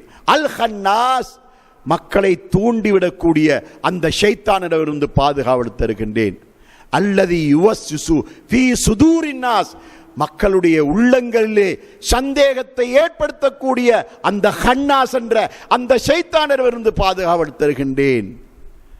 அல் ஹன்னாஸ் அல்லதி யுவஸ்ஸிசு ஃபீ சுதூரின் நாஸ் மினல் ஜின்னதி வன் நாஸ், அந்த ஹன்னாஸ் என்ற அந்த ஷைத்தான் மனிதர்களிலும் இருக்கிறான், ஜின்களிலும் இருக்கிறான். இது ஒரு துஆ. குல்லாவு பிரப்பில் ஃபலக் ஒரு துஆ, குல்லாவு பிரப்பின் நாஸ் ஒரு துஆ. அல் குர்ஆனிலே அல்லாஹு தஆலா துஆக்களை நமக்கு கற்றுத் தந்திருக்கின்றான். ஆல இம்ரான் என்ற சூறாவிலே அல்லாஹு தஆலா ஒரு துஆவை கற்றுத் தருகின்றான். ரப்பனா லா துஸிக் குலூபனா பஅத இத் ஹதைதனா வஹப் லனா மின் லதுன்க ரஹ்மத்தன் இன்னக அன்தல் வஹ்ஹாப். சகோதரர்களே, முழு குர்ஆனை நீங்கள் பாடமிட்டுக் கொள்ள வேண்டும் என்று உங்களை கட்டாயப்படுத்தவில்லை. முழு குர்ஆனுடைய மொழிபெயர்ப்பையும் நீங்கள் மனனம் செய்ய வேண்டும் என்று நான் கட்டாயப்படுத்தவில்லை. அது சாத்தியமும் இல்லை. ஆனால் நான் சொல்ல வருவது என்ன தெரியுமா? அல் குர்ஆனிலே துஆக்களாக என்னென்னவைகள் எல்லாம் இடம்பெறுகின்றனவோ அந்த துஆக்களுடைய மொழிபெயர்ப்புகளை முடிந்த அளவுக்கு நாம் மனப்பாடம் செய்து கொண்டோம் என்று சொன்னால் அதனூடாக நம்முடைய உள்ளத்தை நாம் கூடுதலாக பக்குவப்படுத்தி விடலாம், ஷைத்தானை விட்டு தூரப்படுத்தி விடலாம், அல்லாஹ்வுக்கும் நமக்கும் இடையிலே ஒரு நெருக்கமான உறவை ஏற்படுத்தி விடலாம். அதுக்கு அடுத்தது பாருங்கள், ருக்கூவுக்கு சென்றதுக்கு பின்னால நாம் அந்த ருக்கூவிலே அல்லாஹ்விடத்திலே சுப்ஹான ரப்பியல் அலீம், சுப்ஹான ரப்பியல் அலீம், சுப்ஹான ரப்பியல் அலீம் என்று அல்லாஹ்வை தூய்மைப்படுத்தி விட்டு சுப்ஹானக்கல்லாஹும்ம ரப்பனா வ பிஹம்திக அல்லாஹும்ம ஃபிர்லி ருக்கூவிலே ஓதுகின்றோம். இதுவும் ஒரு துஆதான். அல்லாஹ்வே, நீ தூய்மையானவன், நீ புகழுக்குரியவன், எனது பாவங்களை மன்னிப்பாயாக. அல்லாஹும்ம ஃபிர்லி, எனது பாவங்களை மன்னிப்பாயாக. அதற்கு பின்னால சுஜூதுக்கு அதாவது நிலைக்கு வந்து ரப்பனா லக்கல் ஹம்து சொல்லி அல்லாஹ்வை புகழ்ந்து விட்டு சுஜூதுக்கு செல்கிறோம். சுஜூதிலே அல்லாஹ்வுக்கு நமக்கும் இடையிலே இருக்கின்ற ஒரு நெருக்கமான உறவை பாருங்கள் சகோதரர்களே. ரசூலுல்லாஹி ஸல்லல்லாஹு அலைஹி வஸல்லம் அவர்கள் ருக்கூஐ பற்றியும் சுஜூதை பற்றியும் நமக்கு அழகான சில செய்திகளை சொன்னார்கள். என்ன சொன்னார்கள் தெரியுமா? அம்மர் ருக்கூஉ ஃபஅல்லிமூ ஃபீஹி ரப்பக்கும் வ அம்மஸ் சுஜூது ஃபஜ்தஹிது ஃபீஹி துஆ. ருக்கு இருக்கின்றதே தொழுகையிலே, நீங்கள் தொழுகின்ற தொழுகையிலே ருக்கு இருக்கின்றதே, அந்த ருக்குவிலே உங்களுடைய ரப்பை நீங்கள் மகத்துவப்படுத்துங்கள், பெருமைப்படுத்துங்கள். ஆனால் வ அம்மஸ் சுஜூது, சுஜூத் இருக்கின்றதல்லவா, ஃபஜ்தஹிது ஃபீஹி துஆ, அதிலே நீங்கள் எந்த அளவுக்கு துஆக்களை கேட்க முடியுமோ அந்த அளவு துஆக்களை கேளுங்கள் என்று நபி ஸல்லல்லாஹு அலைஹி வஸல்லம் அவர்கள் நமக்கு வலியுறுத்தி இருக்கின்றார்கள். அதனால் நம்முடைய எந்த தேவைகளாயினும் கூட நாம் அல்லாஹ்விடத்தில் பாவ மன்னிப்பு கேட்பதாயினும் சரி, அல்லது நம்முடைய சொந்த உலக தேவைகளை கேட்பதாயினும் சரி, அல்லது நமது நோய் நொடிகளை பற்றி அல்லாஹ்விடத்தில் முறையிடுவது என்றாலும் சரி, அல்லது சமுதாய பிரச்சனைகளை அல்லாஹ்விடத்தில் சொல்வதாயிருந்தாலும் சரி, அல்லது பலஸ்தீன், பொஸ்னியா, செச்னியா போன்ற இந்த நாடுகளிலே முஸ்லிம்களுக்கு ஏற்படக்கூடிய மிக பெரிய துன்பங்கள், துயரங்களை பற்றி அல்லாஹ்விடத்தில் முறையிடுவது என்றாலும் சரி, மிக பொருத்தமான இடம் சுஜூது என்பதாக நபி ஸல்லல்லாஹு அலைஹி வஸல்லம் சொன்னார்கள். அதனால் சுஜூது என்பது அல்லாஹ்வுக்கும் அடியானுக்கும் இடையிலே ஒரு நெருக்கமான உறவை ஏற்படுத்தக்கூடிய ஒரு இடமாக இருந்து கொண்டிருக்கின்றது. எந்த அளவுக்கு நபி ஸல்லல்லாஹு அலைஹி வஸல்லம் அவர்கள் சுஜூதை பயன்படுத்தி இருக்கின்றார்கள் என்றால், ஆயிஷா நாயகி சொல்கிறார்கள், ஒரு நாள் நபி ஸல்லல்லாஹு அலைஹி வஸல்லம் அவர்கள் சுஜூதிலே நீண்ட நேரம் இருக்கிறார்கள். வழக்கத்துக்கு மாறாக இன்று நபி அவர்கள் நீண்ட நேரம் சுஜூதிலே இருக்கிறார்களே, ஒருவேளை சுஜூதிலே மரணித்து விட்டார்களோ என்ற ஒரு அச்சம் ஆயிஷா நாயகிக்கு வந்து அந்த சந்தேகத்தை நிவர்த்தி செய்து கொள்வதற்காக நபி ஸல்லல்லாஹு அலைஹி வஸல்லம் உடைய உள்ளங்காலை இப்படி சுரண்டி பார்த்தார்கள். அப்பொழுது நபிகளாருடைய கால் உசும்பியது. நபி அவர்கள் மரணிக்கவில்லை என்று அவர்கள் உறுதி செய்து கொண்டார்கள்.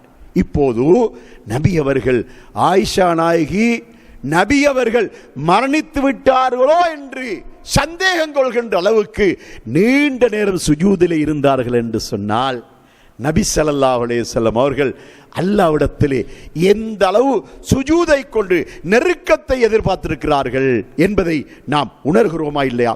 அந்த நபியுடைய தகுதி என்ன? அந்த நபி முன்பின் பாவங்கள் மன்னிக்கப்பட்ட நபி. அந்த நபியுடைய தகுதிக்கு வேறு எந்த ஒரு நபியும் கிடையாது. மறுமை நாளையிலே ஷஃபாஅத் செய்யக்கூடிய அந்த பாக்கியம் இந்த நபியின் மூலமாக மட்டும்தான் நமக்குண்டு. மொத்த சமுதாயத்துக்கும் நபி ஸல்லல்லாஹு அலைஹி வஸல்லம் அவர்களை கொண்டுதான் இருக்கின்றது. நரகங்கள் ஹராமாக்கப்பட்ட, சுவர்க்கம் நிச்சயிக்கப்பட்ட அந்த நபி அவர்களே நீண்ட நேரம் சுஜூதிலிருந்து அல்லாஹ்விடத்திலே பிரார்த்தனைகளிலே ஈடுபட்டார்கள் என்று சொன்னால் நாம் எந்த அளவு ஈடுபட வேண்டும்? சிந்தித்து பாருங்கள் சகோதரர்களே. நம்முடைய மனச்சாட்சியை தொட்டு கேட்டு பார்ப்போம். என்னுடைய வாழ்நாளில் நான் தஹஜ்ஜுது எந்த அளவுக்கு நான் தொழுகிறேன்? இது முதலாவது. இரண்டாவது, அப்படி தொழுகின்றவர்களும் தஹஜ்ஜுதிலே நான் சுஜூதை துஆவுக்காக எந்த அளவு பயன்படுத்துகிறேன்? நம்முடைய மனச்சாட்சியை தொட்டு கேட்டு பார்ப்போம். அப்படி கேட்டு பார்த்தால் இதில் யார் பலகீனமோ அவர்களுடைய உள்ளம் அவர்களை உறுத்தும். நீ தஹஜ்ஜுது தொழுவதே இல்லை என்று சிலருடைய மனச்சாட்சி சொல்லும். இன்னும் சிலருடைய மனச்சாட்சி நீ தஹஜ்ஜுதை நீ சோம்பலாக தொழுகிறாய் என்று இன்னும் சிலருடைய மனச்சாட்சி சொல்லும். இன்னும் சிலருடைய மனச்சாட்சி நீ தஹஜ்ஜுது தொழுவது உண்மைதான், 11 ரக்காத்துகள் தொழுகிறாய், ஆனால் நபி அவர்கள் சுஜூதிலே நமக்கு ஆர்வமூட்டியபடி நீ சுஜூது செய்வதில்லை என்று ஒவ்வொருவருடைய மனச்சாட்சியும் ஒவ்வொரு விதமாக சொல்ல ஆரம்பித்துவிடும். சகோதரர்களே, அதாவது நம்மிடத்தில் ஏதாவது ஒரு குறைபாடு இருந்தால் அதை நாம் திருத்திக் கொள்ள வேண்டும். ஒருவருக்கு ஒரு நோய், அந்த நோய்க்காக அவர் டாக்டர் இடத்துல போகிறார். டாக்டர் அவர் எடுக்க வேண்டிய எல்லா விதமான அந்த டெஸ்டுகளையும் எடுத்துவிட்டு உனக்கு இன்ன நோய் இருக்கின்றது, அந்த நோய்க்கு நீ பரிகாரமாக இன்னென்ன காரியங்களை செய்ய வேண்டும் என்று டாக்டர் சொன்னா அதை அவன் செய்கிறானா இல்லையா? ஏன் செய்கிறான்? உலகத்தில் கொஞ்ச காலம் நோய் இல்லாமல் வாழ வேண்டும் என்பதற்காக அவன் அப்படி செய்கிறானா இல்லையா? இன்றைக்கு நடக்குதா இல்லையா? இந்த உதாரணத்தை நான் எதற்காக சொல்கிறேன் தெரியுமா? அல்லாஹ்வுக்கும் நமக்கும் இடையிலே ஒரு நெருக்கமான உறவு ஏற்பட வேண்டும் என்பதற்காக நபி ஸல்லல்லாஹு அலைஹி வஸல்லம் காட்டி தந்த பிரார்த்தனைக்கு பொருத்தமான ஒரு இடம் தான் சுஜூத். அதனால நம்முடைய பகல் நேரத்தை நாம் வீணாக கழித்துவிட்டு இரவையும் வீணாக கழித்து விடக்கூடாது. சகோதரர்களே, உமர் ரலியல்லாஹு அன்ஹு அவருடைய காலத்திலே சயீத் இப்னு ஆமிர் ரலியல்லாஹு அன்ஹு என்ற ஒரு நபித்தோழரை உமர் ரலியல்லாஹு அன்ஹு அவர்கள் சிரியாவிலே ஹிம்ஸ் என்ற மாகாணத்துக்கு அவரை அங்கு அமீராக நியமித்தார்கள். அப்படி நியமித்த அவர் அந்த மாகாணத்துக்கு சென்றவர். அவர் அரசாங்கத்துடைய ஹசானாவை, பைத்துல் மாலை மிக பேணுதலாக பயன்படுத்தினார். அவர் எடுக்கின்ற சம்பளம் எந்த அளவுக்குன்னு சொன்னா, ஒரு மாதம் சம்பளம் எடுத்து மாதம் முடிந்த உடனே மனைவி என்ன செய்தா, கொஞ்சம் பணத்தை கையில் கொண்டு கொடுத்துட்டு இதுக்கு நீங்கள் இன்னென்ன மாதிரியான கனிவர்க்கங்கள் கொஞ்சம் வாங்கிட்டு வாங்க என்று சொன்ன உடனே அவர் கேட்காரு, இந்த பணம் உனக்கு எங்கிருந்து கிடைத்தது? அவன் என்ன சொன்னா தெரியுமா? நீங்கள் ஒவ்வொரு நாளும் செலவுக்கு தருகிறீர்களே, அதில் கொஞ்சம் கொஞ்சம் கொஞ்சம் மிச்சம் வச்ச பணம் இது. அப்படியா? அப்ப மிச்சம் வைக்கின்ற அளவுக்கு எங்களுடைய சம்பளம் இருக்குதா? அந்த தொகையை அடுத்த மாத சம்பளத்தில் குறைச்சிட்டார். அப்படிப்பட்ட ஒரு புனிதமான ஒருவர் தான் அவர். அப்படிப்பட்ட சயீத் இப்னு ஆமிர் ரலியல்லாஹு அன்ஹு அவர்கள் அவருடைய ஆட்சி செய்கின்ற அந்த ஹிம்ஸை பார்ப்பதற்காக உமர் ரலியல்லாஹு அன்ஹு போறாங்க.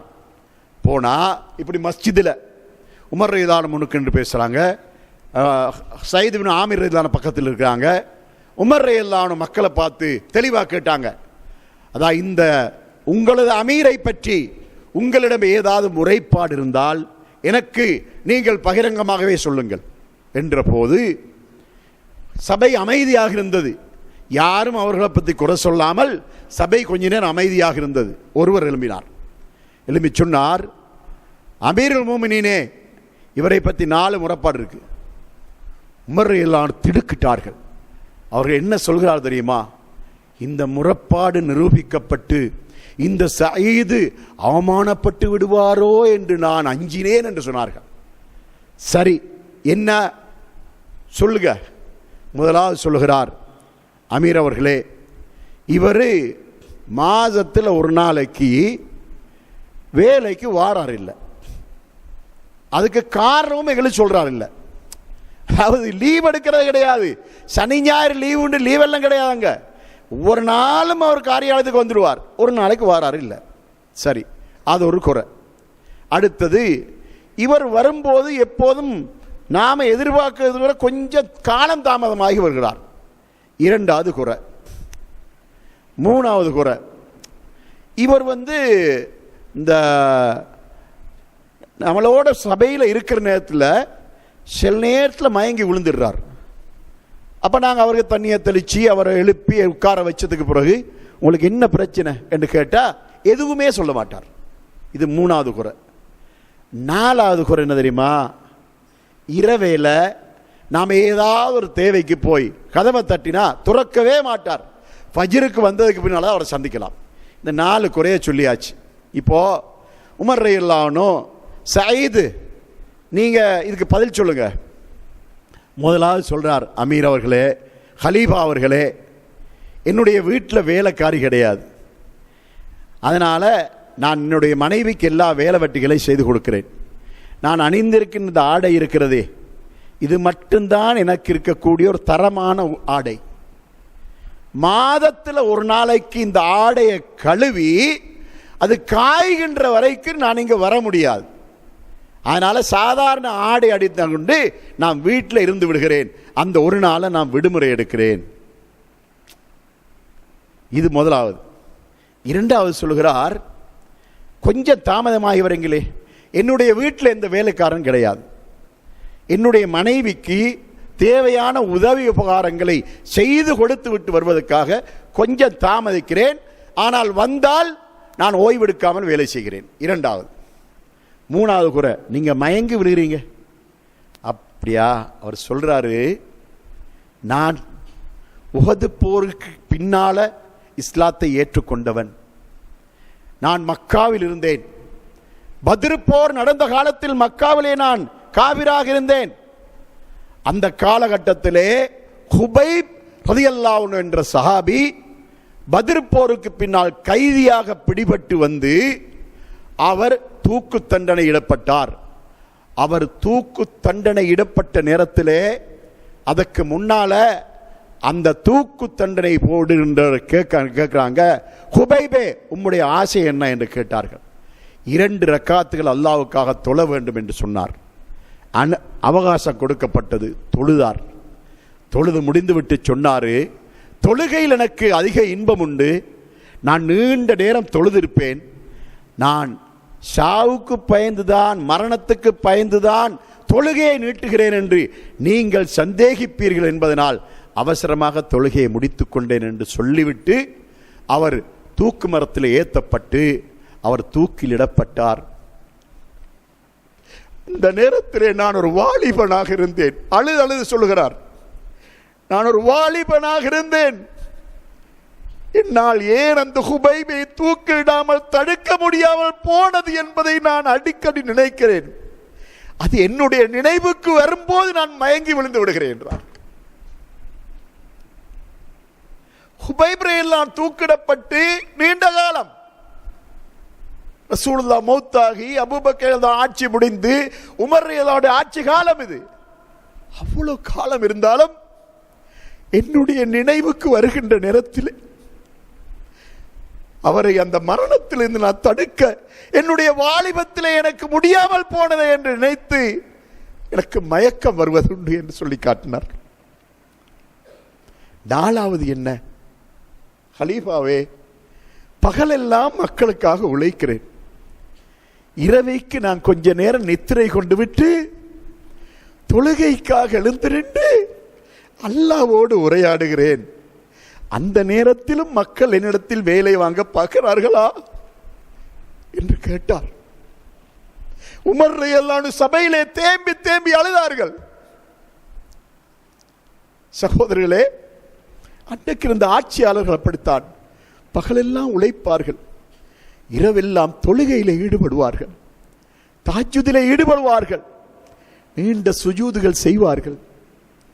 நமக்கு இந்த துஆக்கள் நமக்கு வழிகாட்டக்கூடிய ஒரு வழிகாட்டியாக இருக்க வேண்டும். அப்படிப்பட்ட அந்த சஹாபாக்கள் உருவாக்கிய அந்த வழிகாட்டலில் தான் நாம் வந்திருக்கின்றோம்.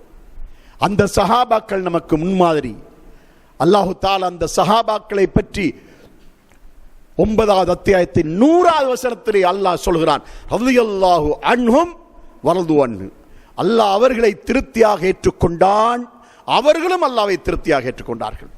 அல்லாஹு தாலா இதுவரைக்கும் இந்த உலகத்தில் வாழ்ந்த எந்த ஒரு சமுதாயத்துக்கும் இந்த ரலியல்லாஹு அன்ஹு என்று சொல்லவில்லை.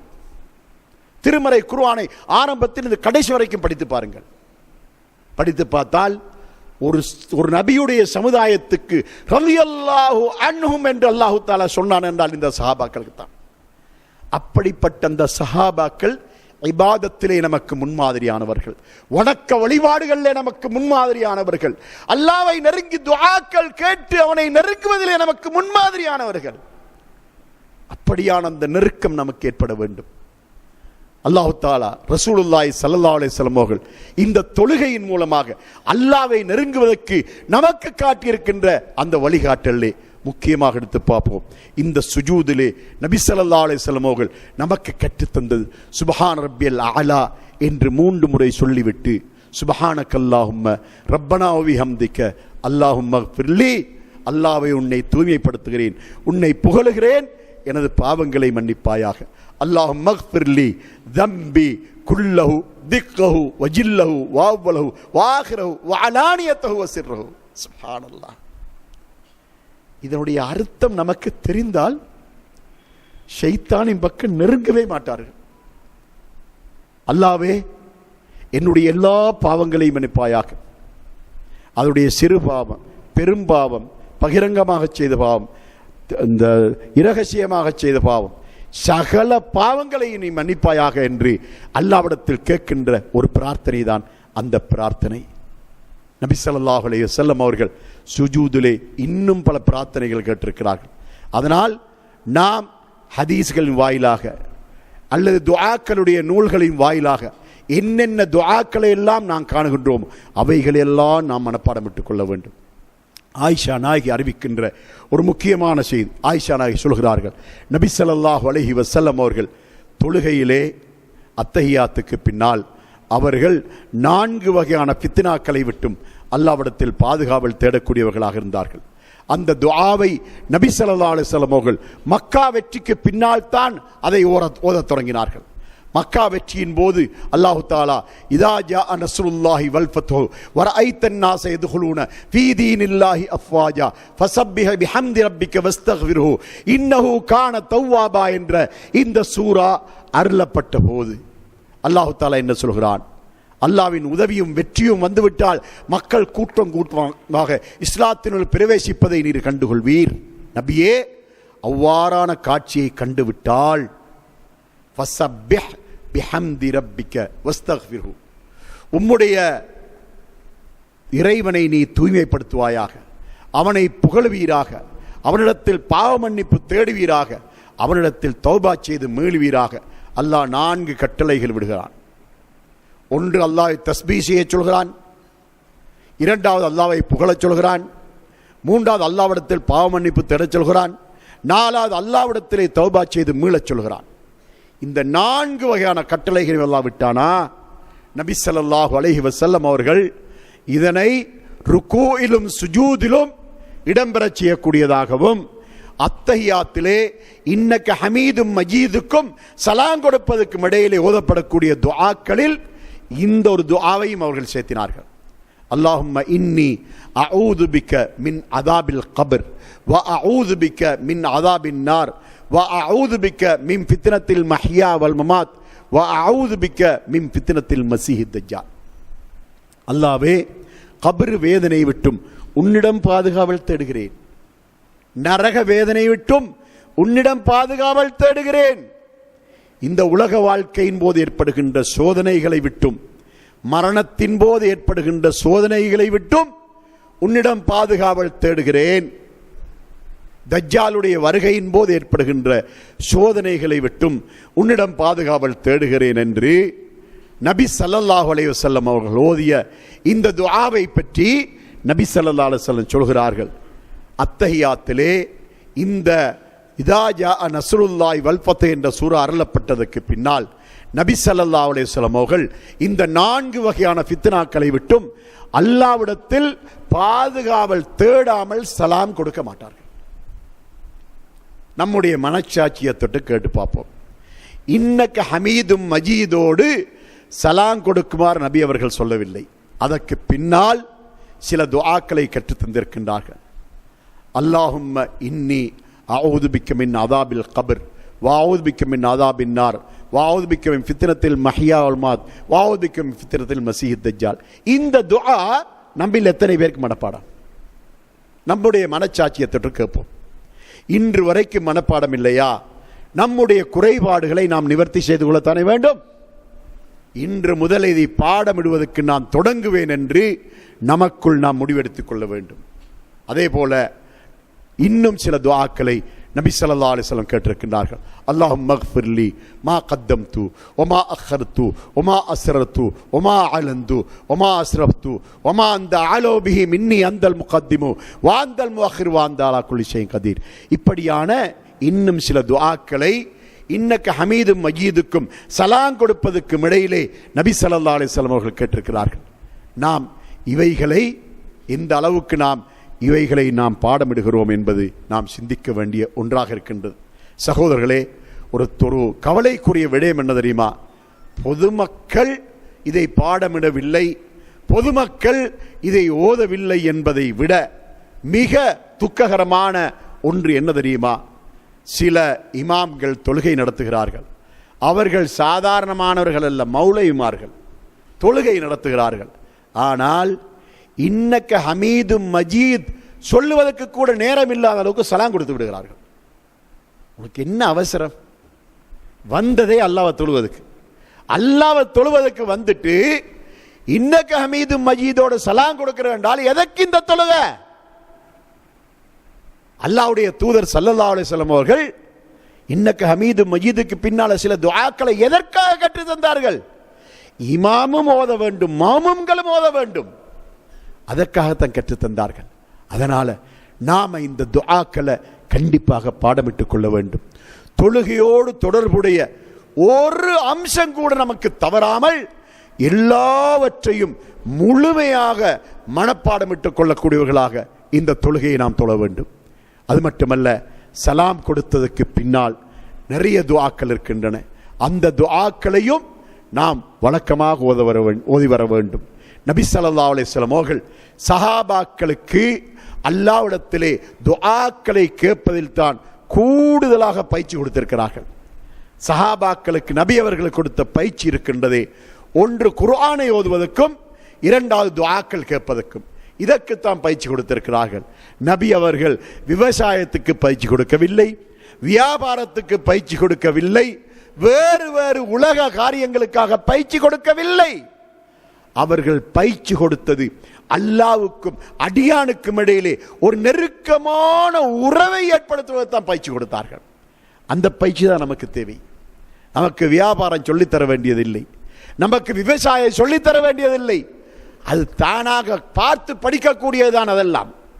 ஆனா இந்த துஆக்கள் நமக்கு கற்பிக்கப்பட வேண்டும், நாம் பாடமிட வேண்டும். நாம் தொழுகையில என்னென்னவைகள் எல்லாம் ஓத வேண்டுமோ அந்த துஆக்களை நாம் கண்டிப்பாக பாடமிட்டுக் கொள்ள வேண்டும். நான் ஏற்கனவே உங்களுக்கு சொல்லிட்டேன், ஒவ்வொரு வீடும் இந்த துஆக்களை மனப்பாடமிடுகின்ற மதரசாக்களாக மாற வேண்டும். தாயும் தந்தையும் பிள்ளைகளை வளர்க்கும் போது டிவியிலே போகக்கூடிய நாடகங்களை பார்த்து சிரிப்பும் கூத்தும் கும்மாளவுமாக இருக்கின்ற வீடுகள் மாற்றி அமைக்கப்பட வேண்டும். பிள்ளைகளுக்கு மொபைல் போன்களை வாங்கி கொடுக்கிறார்கள். அந்த பிள்ளைகள் பெற்றோர்களுக்கு முன்னாலே போன் பார்க்கிறார்கள், சினிமா படம் பார்க்கிறார்கள், யூடியூப்களிலே வரக்கூடிய அசிங்கமான காட்சிகளை பார்க்கிறார்கள். இவை எல்லாவற்றையும் போன்லே பார்க்கிறார்கள். தாய்க்கும் தெரியும், தந்தைக்கும் தெரியும். இந்த பிள்ளைகளை நரகத்தின் பாதையிலே தாயும் தந்தையும் தான் அனுப்பி கொண்டிருக்கிறார்கள். அவர்கள் சென்றால் அவர்களுக்கு பின்னால் நீங்களும் அதே வழியில் தான் செல்ல வேண்டும். ஏன்? அல்லாஹ்வுடைய தூதர் என்ன சொன்னார்கள்? குல்லுக்கும் ராயின் வ குல்லுக்கும் மஸ்ஊலுன் அன் ரஇயத்திஹி. நீங்கள் ஒவ்வொருவரும் மேய்ப்பாளர்கள், உங்களது மேய்ப்பை பற்றி மறுமையிலே கண்டிப்பாக விசாரிக்கப்படுவீர்கள். மேய்ப்பாளர் என்றால் ஆடு மாடு மந்தைகளை மேய்க்கின்ற ஒரு மேய்ப்பாளர் எப்படி கவனமாக அதை ஓநாய்கள் தின்று விடாமல், திருடர்கள் பிடித்து கொண்டு போகாமல் எப்படி அவைகளை பாதுகாக்க வேண்டுமோ அதே போல ஷைத்தான் என்ற ஓநாய், ஷைத்தான் என்ற திருடன் நமது பிள்ளைகளுடைய ஈமானை திருடி விடாத அளவுக்கு பெற்றோர்கள் அந்த பிள்ளைகளை பாதுகாக்க வேண்டுமாயிருந்தால் ஒவ்வொரு வீடும் ஒவ்வொரு மதரசாவாக, ஒவ்வொரு பல்கலைக்கழகமாக, ஒவ்வொரு வீடும் மாற்றி அமைக்கப்பட வேண்டும். இதுவரைக்கு நடக்கவில்லையா? இன்று முதல் நடக்க வேண்டும். இன்று முதல் அந்த மாற்றம் கொண்டு வரப்பட வேண்டும். ஒவ்வொரு வீட்டிலும் கண்டிப்பாக பாடம் சொல்லு. அல்லாஹும்ம பாயிது பைனி, இந்த துஆவை பாடமிடுவதற்கு உனக்கு 4 நாள் அவகாசம். பொருளோடு மொழிபெயர்ப்போடு மனப்பாடமிட வேண்டும். ஒரு சபையில் சேர வேண்டும். ஒரு மாரிபுக்கு பின்னால அல்ல ஒரு இஷாவுக்கு பின்னால தாய் தந்தை பிள்ளைகள் எல்லாரும் ஒரு இடத்துல உட்கார்ந்து, சரி நான் பாடமிட்டு விட்டேன், நான் சொல்லுகிறேன், கேட்டுக்கொள்ளுங்கள். முதலாவது வாப்பா சொல்லி காட்ட வேண்டும். அதுக்கு பின்னால் வாப்பா உம்மா பார்த்து நீ சொல்லு, உம்மா சொல்லி காட்ட வேண்டும். இந்த 2 பேருக்கு பின்னால் ஒவ்வொரு பிள்ளையாக சொல்லி காட்ட வேண்டும். ஒரு துவா முடிந்து விட்டதா? இந்த அடுத்த துவா சூரத்துல் ஃபாத்திஹா அர்த்தம் சொல்லு. உனக்கு ஒரு கிழமை அவகாசம், 7 வசனத்துக்கும் 7 நாள் அவகாசம். பாடமிட்டாச்சா? சூரத்துல் ஃபாத்திஹா அர்த்தம் சொல்லு. நபி ஸல்லல்லாஹு அலைஹி வஸல்லம் அவர்கள் 2 சுஜூதுக்கு நடுவிலே கற்றுத்தந்த துஆவை பாருங்கள். ரப்பி கிஃபிர்லி வர்ஹம்னி வஹ்தினி வஆஃபினி வர்ஸுக்னி. அல்லாஹ்வே என்னை மன்னிப்பாயாக, என் மீது அன்பு காட்டுவாயாக, எனக்கு நேரான வழியை காட்டுவாயாக, என்னை பாவங்கள் தீமைகளை விட்டும் தூரப்படுத்துவாயாக, இந்த உலக வாழ்க்கைக்கு என்னென்ன தேவையோ அந்த ரிஸ்கை எனக்கு தருவாயாக. ரிஸ்க் என்று சொன்னால் உணவு மட்டுமல்ல, உலக தேவை எல்லாம் அதில் அடங்குது. இதில் 5 அம்சங்கள் அல்லாஹ்விடத்தில் கேட்கப்படுகிறது. பாவ மன்னிப்பு, அன்பு காட்டச் சொல்லுகிறோம், நேர்வழி காட்டச் சொல்லுகிறோம், பாவங்கள் தீமைகளை விட்டு தூரப்படுத்த சொல்கிறோம். இந்த 4ம் மறுமை தொடர்பானவை. ஆனால் 5வது ஒரு அம்சம்தான் உலக கேட்கப்படுகிறது. அல்லாஹ்வுடைய தூதர் இந்த உலகத்தை கொஞ்சமாக கேட்டிருக்கிறார்கள், மறுமையை அதிகமாக கேட்டிருக்கிறார்கள். சகோதரர்களே, அதனால் நாம் மறுமைக்காக நம்மை தயார்படுத்திக் கொள்ள வேண்டும். நபி ஸல்லல்லாஹு அலைஹி வஸல்லம் அவர்கள் முடிச்சுக்கொள்ளுமா? நபி ஸல்லல்லாஹு அலைஹி வஸல்லம் அவர்கள் சஹாபாக்களுக்கு எப்படி பயிற்சி கொடுத்தார்கள் என்று பாருங்கள். அதாவது பரா இப்னு ஆசிப் ரலியல்லாஹு அன்ஹு என்ற ஒரு சஹாபி, அந்த சஹாபி நபி அவர்கள் அவரை கண்டு சொல்றாங்க, நான் உனக்கு ஒரு துஆவை கற்றுத் தருகிறேன், இந்த துஆவை நீ மனப்பாடமிட்டுக்கொள். நீ நித்திரைக்கு சொல்லும் போது உது செய்து கொண்டு நித்திரைக்கு போ. வழக்கமாக ஓதக்கூடிய எல்லாவற்றையும் ஓதிவிட்டு கடைசியாக இந்த துஆவை ஓது. அல்லாஹும்ம அஸ்லம்து நஃப்ஸி இலைக்க வஃபவ்வத்து அம்ரி இலைக்க வஅல்ஜஅது ظஹரி இலைக்க ரக்பத்தம் வரஹபத்தம் மின்க இல்லா இலைக்க அல்லாஹும்ம ஆமந்து பிகிதாபிக அல்லதி அன்ஸல்த வபி நபியிக அல்லதி அர்ஸல்த. சஹீஹுல் புகாரியிலே வருகின்ற 247வது ஹதீஸ். அல்லாஹ்வே, என்னை நான் உனக்கு முற்றிலும் கட்டுப்பட செய்து விட்டேன், என்னுடைய எல்லா விதமான பொறுப்புகளையும் உன்னிடத்திலே சாட்டி விட்டேன், நான் ஆசை வைப்பதும் அச்சங்கொள்வதும் உன்னிடத்தில் தான், நீ அருளிய வேதத்தை நம்பிவிட்டேன், நீ இறக்கிய நபியை விசுவாசம் கொண்டு விட்டேன், நீ தேர்ந்தெடுத்த நபியை விசுவாசம் கொண்டு விட்டேன் என்று அல்லாஹ்விடத்திலே கேட்கின்ற இந்த துஆ. அந்த சஹாபிக்கு இந்த துஆவை நபி ஸல்லல்லாஹு அலைஹி வஸல்லம் கற்றுக் கொடுத்து விட்டு என்ன சொன்னார்கள் தெரியுமா? அந்த துஆவை நீ ஓதி முடித்ததற்கு பின்னால் யாருடனும் எதுவும் பேசாதே, அப்படியே நித்திரைக்கு போயிடு. அந்த நித்திரையோடு நீ மரணித்தால் தூய இஸ்லாத்தில் மரணித்து விடுவாய்.